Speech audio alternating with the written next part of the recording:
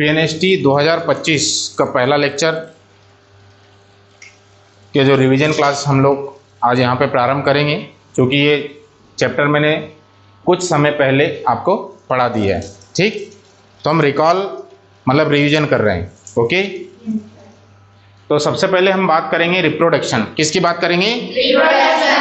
Reproduction का मैंने मतलब बताया था। रिप्रोडक्शन का मतलब होता है नए जीवों का निर्माण। क्या हो रहा है? नए जीवों का निर्माण। समझ में आ रहा है सभी को? फिर मैंने बताया था कि रिप्रोडक्शन कितने टाइप का होता है? दो। कितने टाइप का होगा? तो सबसे पहले मैंने बताया था एसेक्सुअल या अलैंगिक जनन। कौन सा? दूसरा कौन सा बताया था? तो अलैंगिक जनन में क्या होता है कि नई कोशिकाओं का जो निर्माण होता है उनके लिए केवल एक ही पैतृक की आवश्यकता होती है। एक पैतृक कोशिका होती, मतलब एक ही पेरेंट्स होगा, उससे नई कोशिकाओं का निर्माण होगा। क्लियर हुआ सभी को? ये सामान्यतः एक कोशिकीय जीवों में पाई जाती। क्या एक कोशिकीय जीवों में सामान्यतः अपन ने बात किया था प्रोटिस्टा। किसकी बात किया था? प्रोटिस्टा में एग्जाम्पल बताया था अमीबा और पैरामीशियम। उसके बाद बताया था जगत मोनेरा। क्या बताया था? इसका एग्जाम्पल बताया था जीवाणु। क्या बताया था? जीवाणु, साइनोबैक्टीरिया, माइकोप्लाज्मा और आर्कियोबैक्टीरिया बताया था। उसके बाद हम बात करेंगे मतलब कुछ विशेष प्रकार की जो संरचनाएं होती हैं, अलैंगिक संरचनाएं बताया था। तो उसमें सबसे पहले बताया था जूस्पोर्स। क्या बताया था? तो जूस्पोर्स क्या होता है? विशेष प्रकार की संरचना होती है जो कशाभिका युक्त भी हो सकती है और पक्का। तो ये सामान्यतः किस में देखने को मिलेगा? शैवालों में। किस में देखने को मिलेगा? और शैवाल में भी कौन सा शैवाल सबसे ज्यादा? क्लेमाइडोमोनास। कौन सा? उसके बाद बताया था कोनिडिया। क्या बताया था? तो विशेष प्रकार की गोलाकार संरचनाएं होती है। क्लियर हुआ सभी को? और आपको मालूम होना चाहिए कहाँ देखने को मिलेगी? पेनिसिलियम में। किसमें? इसके बाद नेक्स्ट क्या बताया था? कली का बडिंग विधि। कौन सा बताया था? बडिंग में क्या होता है? एक जो पैतृक कोशिका होती है उसमें क्या होगा? एक कलिका के समान संरचना बन जाती है जो बाद में वो कलिका टूटकर नई कोशिकाओं का निर्माण करती है। तो ये किसमें देखने को मिलेगी? किसमें? इसके बाद कौन सा बताया था मैंने? क्या? जेम्यूल्स। क्या बताया था? तो ये आपको मालूम होना चाहिए ये भी विशेष प्रकार की संरचना होती है, और ये जिस संरचना में या जिस स्थान में स्थित होती है वो कब के समान या पहले के समान होता है उसे अपन क्या बोलेंगे? गेमाकार। क्या बोलेंगे? ये कहाँ देखने को मिलेगी? स्पंज में। कहाँ देखने को मिलेगी? यहाँ तक क्लियर हुआ? उसके बाद क्या बताया था? वर्दी संरचना है। क्या बताया था? तो वर्दी संरचनाओं में मैंने सबसे पहले बताया था राइजोम। क्या बताया था? राइजोम के एग्जाम्पल में बताया था अदरक। क्या बताया था? ये जमीन के अंदर वृद्धि करते हैं। कहाँ पर? जमीन के अंदर। उसके बाद कौन सी चीज बताया था मैंने? आई या बर्ड। ये सामान्यतः किसमें पाई जाती है? आलू में। कक्षस्थ कलिकाओं को आलू की नेत्र के नाम से जानते हैं क्या? पक्का?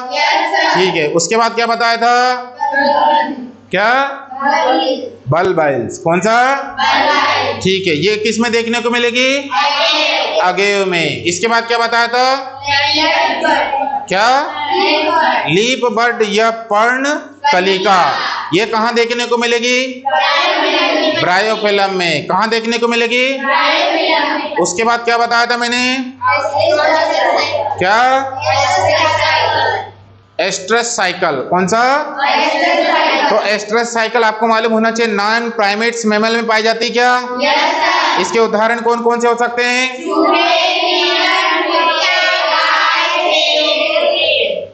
से है ना।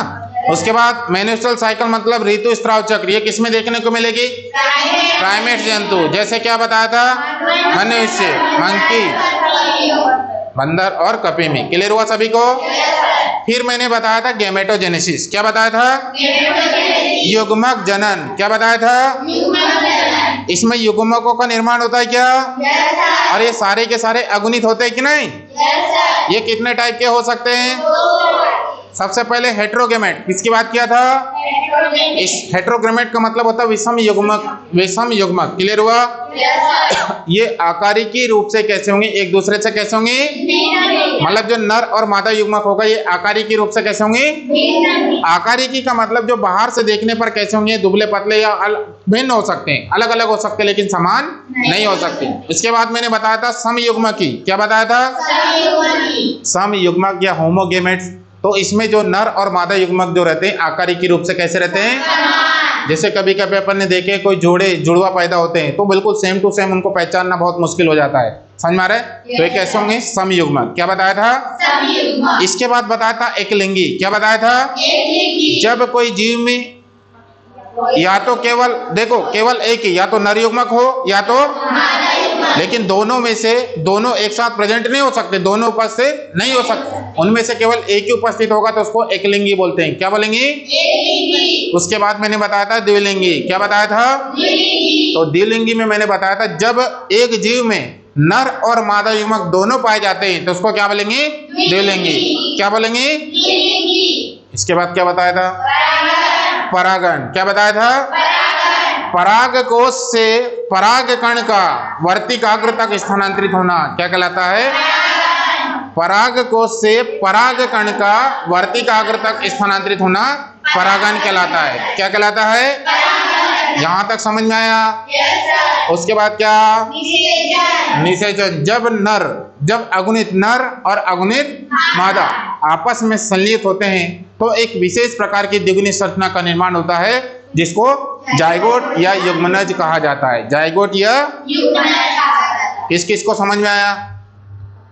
तो उम्मीद करते हैं सारे लोगों को समझ में आया। आज पहला लेक्चर है नर्सिंग का, है ना? और हम पुनः आगे की ओर ऐसे ही बढ़ते रहेंगे। आप लोग भी अच्छा रिवाइज करें और सारे जो बच्चे हैं एनसीईआरटी की बुक से जरूर ले, है ना? जितना चीज यहाँ पढ़ाया जाएगा चाहे कोई भी सब्जेक्ट हो उनको प्रतिदिन जाके रिवाइज करें और उससे रिलेटेड सब्जेक्ट से रिलेटेड ऑब्जेक्टिव को सॉल्व करें। ओके? तो आप सभी को एक बार पुनः आगामी नर्सिंग परीक्षा के लिए 2025 की परीक्षा के लिए बहुत बहुत शुभकामनाएं। जी।